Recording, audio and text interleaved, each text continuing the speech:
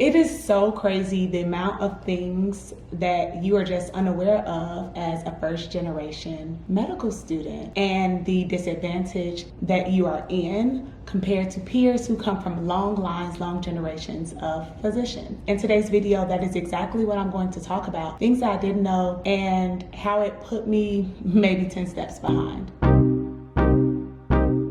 Hey y'all, welcome back to Made It to Medicine with Vix, that's me. And I'm a medical student at the University of Illinois College of Medicine on the Chicago campus. I come to you weekly with videos about my pre-med med school life, a little bit of everything in between. Before we jump into this week's video, please do me a favor, hit the like button, the share button, the subscribe button, all of that. Yeah, now let's get into it. So when I went into college, I knew that I wanted to be a doctor, or I felt like I wanted to be a doctor. I didn't even know what the MCAT was. I didn't even know that the MCAT existed. I didn't even know what the MCAT stood for or that you had to pay to take the MCAT. Imagine the disadvantage that puts me in, and also the financial strain or bind because of my ignorance. And ignorance is not knowing or not wanting to know, and I simply just didn't know. Coming to medical school now as a first gen student, so many people are like rooting for you per se and very happy for the accomplishment that you've had by being accepted into medical school, whether it's one school or several, because you can only go to one anyway. But it is a huge accomplishment, especially in my community. But those people who are rooting for me are mainly people outside of the field, which means that yes, they're happy for me and they can support me emotionally maybe, but they can't really support me academically because they are unaware of the task or all the things that lie ahead. So I came across this tweet the other day, which was so ironic because I planned on recording this video anyway. Where's my phone? Okay, so the tweet says, being the first doctor in your family is exciting until you find out all the things you didn't know about med school, like OSCEs, shelf exams, away rotations, and not being guaranteed to match into your chosen specialty or even match at all. And don't even get me started on residency.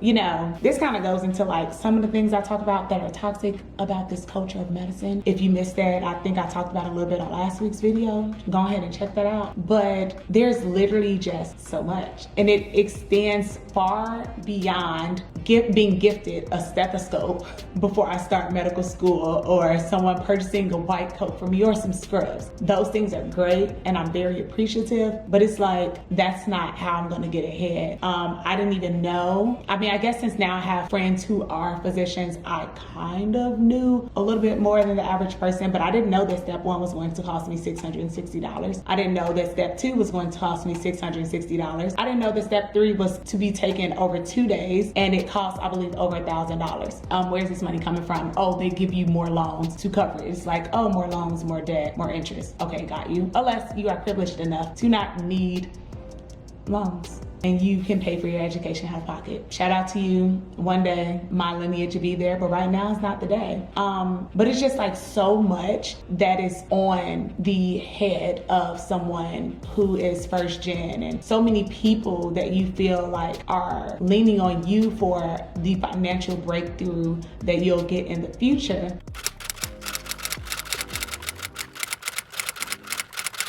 And not knowing that there's a lack of job security. Coming into medical school, it seems like I've always been interested in the competitive specialties. Coming in, I was interested in orthopedic surgery, and then it changed to otolaryngology, to be determined on what I'm going to apply to for residency, because I need to get to my rotations to fully understand that. But the point being is, when I was first learning about medicine, I was told all you have to do is get in. The hardest part is getting in. They'll make sure you get out. Hey, that's a lie. Ain't nobody making sure you get out, because the way they protect their metrics, they will kick you out, okay? If you are not doing well, if you're not performing up to standard, it's not too many schools that have really worked with you. They will literally just get rid of you so you don't mess up their data. And it's, yeah, that's sad and it's unfortunate, and it's really like you not being treated as a person but as a number. And I guess this is a business, right? And with business, it's all about metrics. It's not about people, because if you become too familiar with the faces, then your emotions get involved, and who has time for emotions in a business? I'm assuming that that is how they see this, but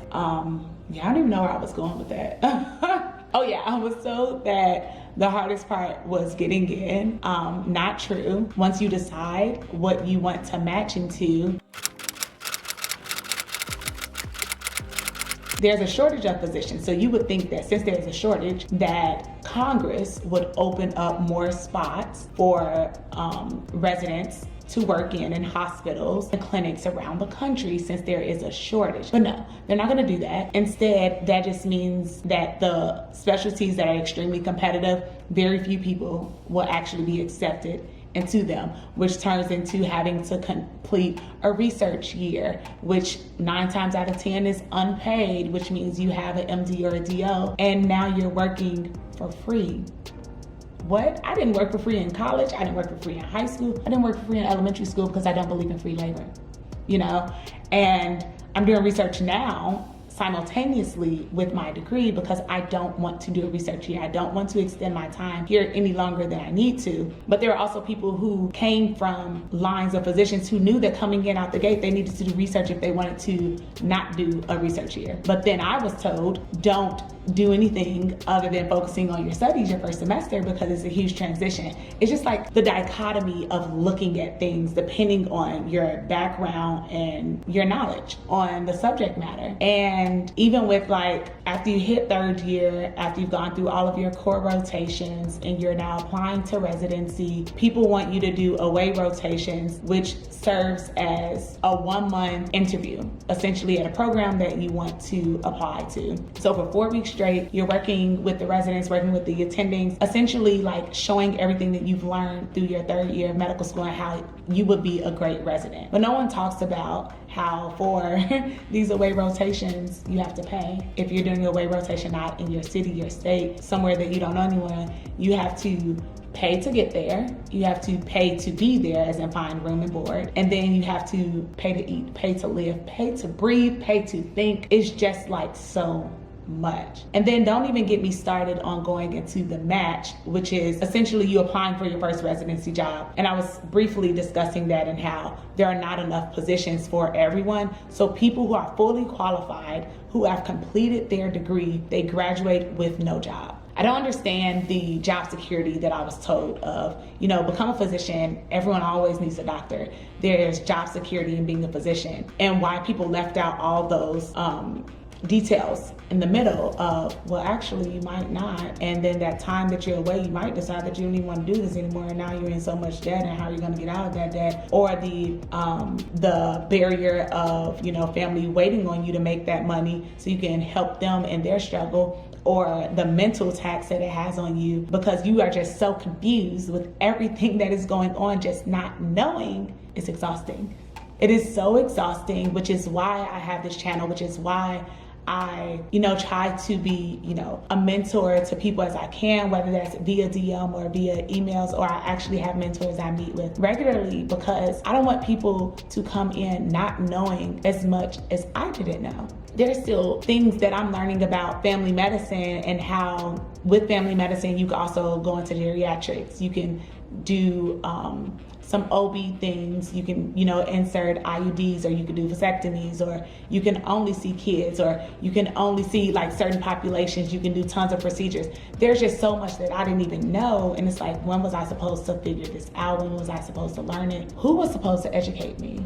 I think that at some point, institutions need to make it their business to bring everyone up to the same level. Like, we have the Big SIP program at my school, but it's run by the class board. So it's run by people who don't even really know what they're doing. Like, we need some organization, we need some structure so that like students can actually be helped. Like, without the institution actually assisting us, because they are the experts in the field, as they have been in these positions for years, and like I'm just here now going through it for the very first time, and they've seen so many students go through it. It's like, at what point do you want to make life easier for your students? At what point do you want to be proactive in helping people to succeed instead of helping them after they failed? At what point will you care? At what point will you treat people, like humans who actually need your assistance, who need your help, instead of saying like, you're adults, you can figure it out on your own?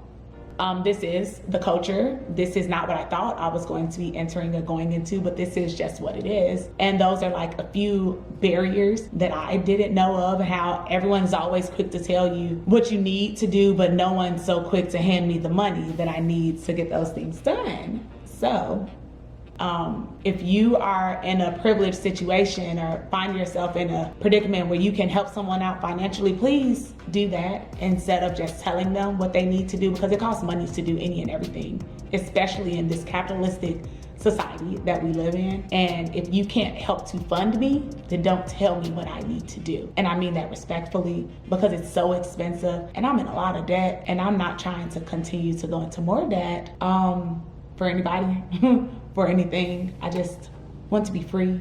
I want to be happy, and I want to be me.